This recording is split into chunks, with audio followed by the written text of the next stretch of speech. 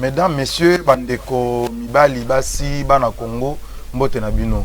L'heure est grave parce que quand il y a mort d'homme, mototako kotika la indifférent, nous avons fait appel na mwana mboka moko et il s'est montré disponible. Pombo na ndeko Rombo Fumani, ebele ba ebie, mosupe ba ebiete, mais aza moko ya bato yo basali ebele na kati ya Société nationale d'électricité, près de 20 ans na mutu ya ville ya Kinshasa akenda bazongisa ya akenda bazongisa ye azayi vraiment na maîtrise ya ville de Kinshasa na makambo lotiliki et aujourd'hui il est député national moko abakeli mibeko na mboka na biso situation o esalami lelo na Matadi Kibala o bato bakufi près d'une trentaine ya bato bakufi na makambo etali lotiliki singa ya courant ekwei ebomi bato yango to bengisi pour que tous moi maele na ye par rapport à la situation oyo parce qu'il faut pas que les gens prennent des décisions à la hâte sous la l'émotion alors que bato ya maele bazali to ko benga bango ba pesa pe makanisi na bango ko sunga na prise de décision. Bonjour monsieur Rombo. Bonjour monsieur Kaninda. Vous êtes député national aujourd'hui. Effectivement. Vous avez géré la ville de Kinshasa en ce qui concerne la Société nationale d'électricité. Tout à fait. Le drame qui a survenu aujourd'hui à Kinshasa, je crois que ça vous a touché, mais qu'est-ce que vous avez comme information de ce qui s'est passé? De prime abord, je présente vraiment mes condoléances à toutes les familles qui sont éprouvées. Perdre près de 26 personnes, de 26 citoyens congolais, ça nous fait vraiment très mal. Nous devons tous travailler dans ce sens que prochainement on n'ait plus ce genre de drame. Toutes mes condoléances aux familles éprouvées. Mais je n'ai pas été sur place. Il y a mon collègue, l'honorable Nsingi Pouloulou, qui était sur place avec qui j'ai échangé au téléphone pour avoir un peu plus de détails sur la situation. Depuis ma bord, les gens ont construit ces marchés, ces maisons-là en dessous des lignes électriques. Ça, c'est quelque chose qu'on ne peut pas accepter. Et on ne peut pas construire dans les couloirs d'une ligne électrique. C'est interdit par la loi. Non, quand vous vous mettez dans les couloirs d'une ligne, mais la ligne est au-dessus, si elle tombe sur vous. Elle est sous tension, si elle tombe sur votre maison, sur vous-même, vous êtes électrocuté. La conséquence, c'est ça. Vous êtes électrocuté immédiatement.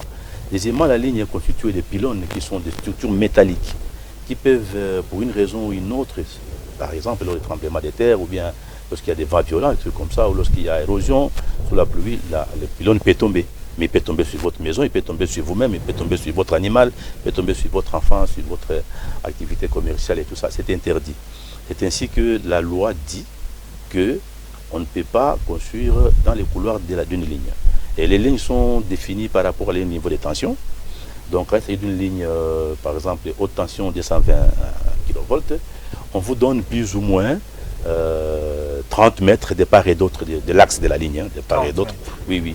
Dans ces 30 mètres, la personne ne peut construire. Ça signifie 60 mètres de largeur. De largeur. Voilà, par exemple. Donc, ça n'est pas de niveau de tension, finalement.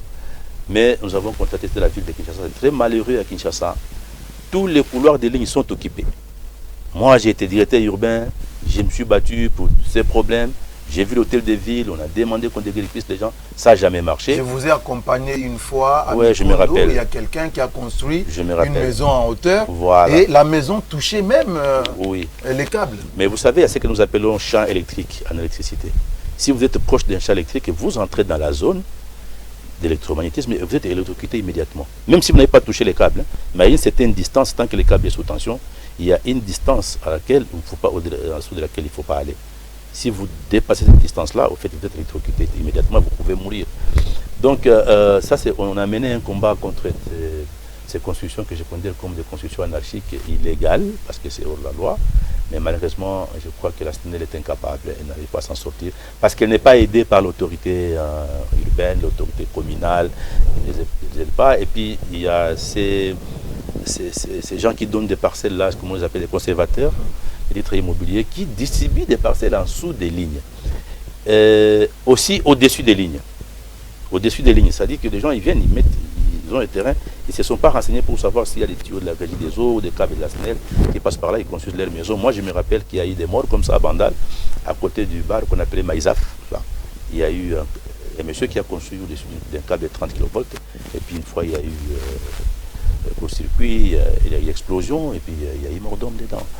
Donc ça ne sera pas la première fois qu'on aura ces genres de morts, tant qu'on continuera toujours à ne pas respecter la réglementation en la matière. La SNEL a signé un communiqué aujourd'hui pour présenter des condoléances, mais en même temps donner la raison de ce drame, que ça serait causé par un coup de foudre.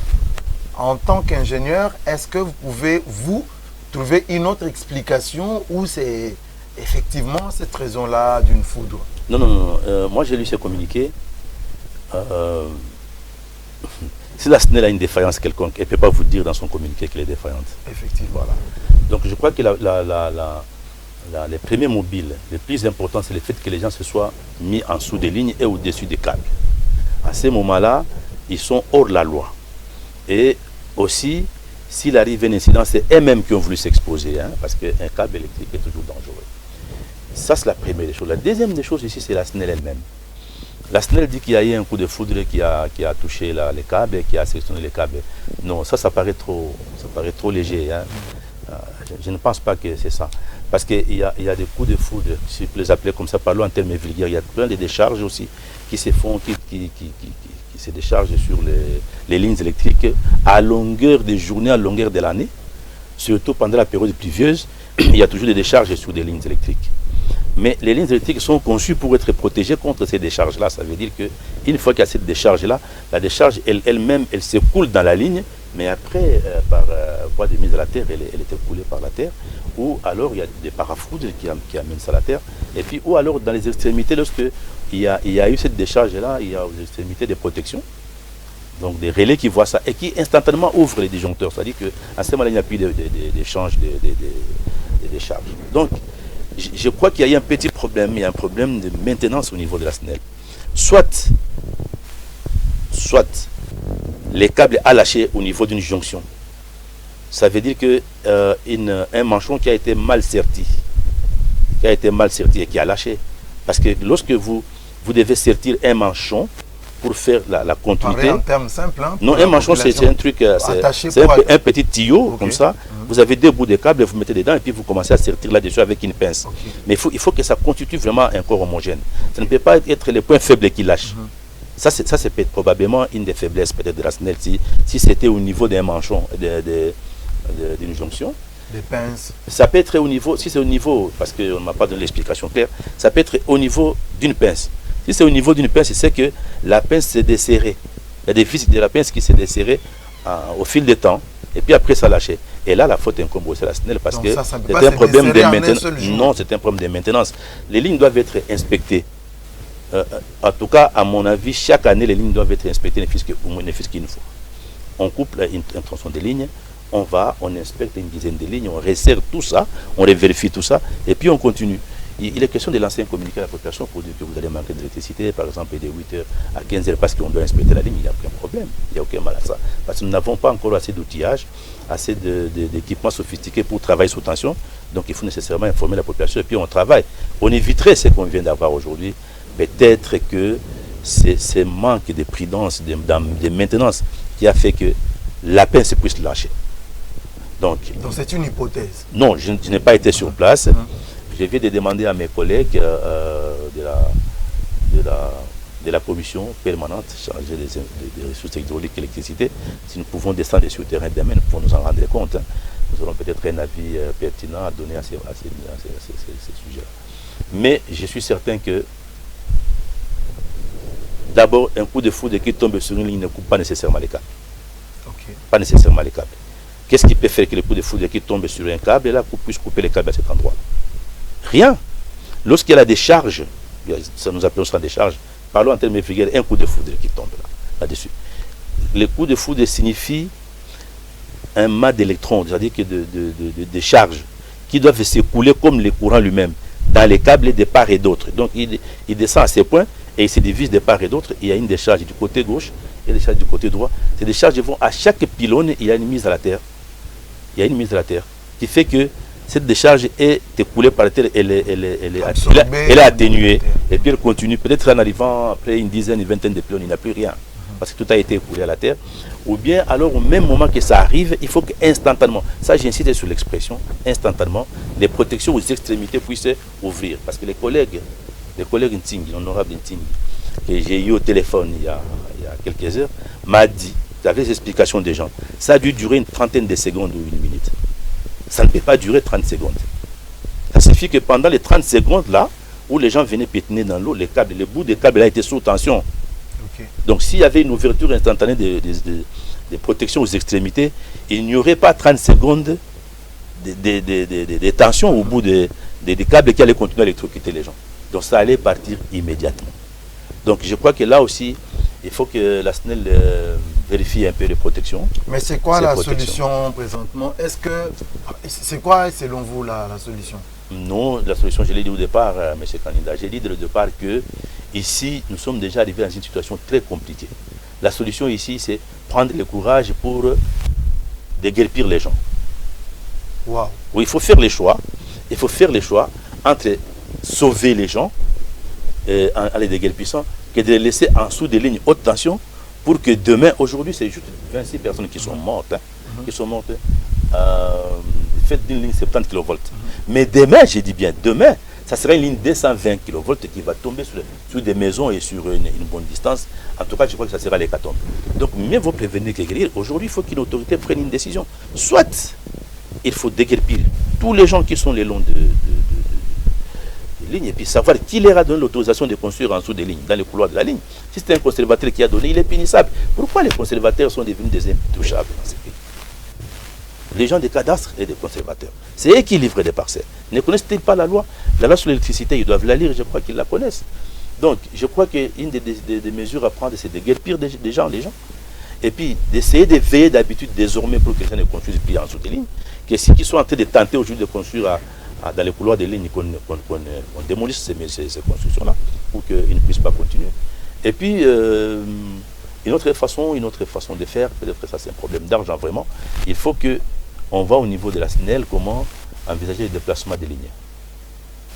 Oui, comment envisager le déplacement des lignes, mais déplacer une ligne 220 kV, ce n'est pas très évident, c'est très coûteux, mais il faut le faire, il faut faire les choix entre les coûts, l'argent qu'il faut dépenser et la vie des hommes qu'il faut protéger. Est-ce que pour ça, le pays peut trouver des partenaires qui peuvent financer? L'autre fois, ces lignes, nous n'avons pas construites avec notre argent propre. Ce sont des lignes que nous avons construites avec, avec des prêts extérieurs. Voilà, des prêts, rarement des dons, mais des prêts à ma connaissance, et puis ce qui ont été remboursés. Et donc, il faut emprunter la même voie, aller solliciter, présenter ce genre de problèmes à la Banque mondiale, à la BAD, et même dans la coopération bilatérale avec d'autres pays, présenter ces problèmes-là et voir si on peut trouver un complément de financement ou un financement de base auquel la République démocratique du Congo apportera une contrepartie. Et peut-être pour terminer, est-ce que c'est le même danger qui se présente aussi pour ceux qui habitent le long des postes? On voit les postes de Funa, de Liminga, à Bandal, tous ces postes-là. Est-ce que les gens qui sont tout autour... Le problème avec les postes, c'est de cette manière-ci. Ce n'est pas vraiment dangereux parce que les postes sont clôturés.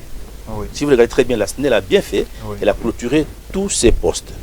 Donc celui qui est en dehors de la parcelle n'a aucun problème. Okay. Mais ça veut dire simplement que là où il s'émet, il doit se rassurer qu'il n'est pas au-dessus d'un câble souterrain. Okay. Donc avant de construire une maison, il faut passer à la SNEL, demander les plans de pose des câbles, parce que si la SNEL vous dit que là il y a un câble qui passe, il ne faut pas construire. Donc, ou bien si vous vous entêtez que vous voulez construire, alors vous trouvez l'argent que vous donnez à la SNEL pour qu'elle puisse dévier les câbles. Voilà, exactement. Donc, il y a d'abord ça, c'est rassurer que là on est en train de construire, en dehors du poste bien sûr, on n'est pas sur un câble. Et c'est rassurer que là on est en train de construire, on n'est pas en dessous d'une ligne. Parce que les postes de sous-station, c'est des endroits où aboutissent, c'est des nœuds où aboutissent les câbles et les lignes aériennes. Donc ne vous mettez pas en dessous d'une ligne. Si vous êtes en dessous d'une ligne, en tout cas, vous êtes exposé à ces genres d'accidents. Merci beaucoup, honorable, pour votre passage ici. Merci pour votre disponibilité. Je crois que nous allons vous retrouver très prochainement pour des questions de votre fief électoral, parce que vous faites aussi beaucoup sur le terrain. Je viens de là maintenant. Pour ça. Je viens de là il y a 3 jours que je venais de là, vous voyez. Merci beaucoup, mais enfin, de toute façon, cette affaire doit être prise au sérieux et que je crois qu'à partir de maintenant, les mesures doivent être prises. Je crois qu'il appartient aux autorités de la SNEL d'approcher l'autorité administrative pour essayer de voir des mesures, de prendre des dispositions telles que prochainement... Une motion d'information, une motion d'interpellation vaudrait mieux? Non, je ne sais pas encore. Une commission d'enquête? Bon, je pense qu'une commission d'enquête vaudrait mieux qu'une motion, qu'une interpellation. J'ai dit que un câble peut se couper. Ça, vraiment, je les répète. Quelqu'un ne peut pas construire une ligne électrique qui vous garantit que jamais un jour un pylône ne tombera. Est-ce qu'on peut parler de vétusté aussi? Que jamais un câble ne pourra lâcher. Donc, parce qu'il y a toujours une petite défaillance quelque part, ça arrivera. C'est pourquoi on dit, ne vous mettez pas en dessous de la ligne. Un point trait. Ne vous mettez pas en dessous de la ligne pour commencer à chercher les fautes de la SNEL. Vous voyez ce que je voulais dire? Pour chercher les fautes de l'opérateur électrique, non. Vous, lui, il a dit, ne vous mettez pas là-bas, ne vous mettez pas là-bas. C'est très simple. Mais si vous vous mettez là-bas, après, en tout cas, je pense que vous avez pris les risques vous-même de façon volontaire. Mais là où je suis en train de dire à la SNEL que c'est arrivé, ça peut arriver, mais ça peut être évité ou atténué dans la mesure où on fait la maintenance régulière. C'est-à-dire on fait les contrôles, on fait la surveillance des lignes, on peut resserrer les pinces, on peut regarder la tenue, la tension des marchons, là où on a fait des jonctions, etc. Ça, on peut les faire chaque année une fois et on atténuerait ce genre d'accidents, ou plus on les éviterait, quoi. Mais je crois que je vais voir avec les collègues si ça vaut la peine de faire une commission d'enquête, mais là, demain, nous rencontrons déjà au niveau de la sous-commission chargée des ressources hydrauliques et l'électricité pour essayer d'en parler. Nous sommes en vacances parlementaires maintenant, donc pour essayer d'en parler un peu et puis voir le président de l'Assemblée, c'est de lui faire rapport, etc. Mais si nous voyons qu'il y a vraiment une faute de la SNEL, nous allons interpeller, nous allons inviter les responsables de la SNEL pour qu'ils puissent nous expliquer. Merci beaucoup. Merci. Je vous remercie, M. Kanyina.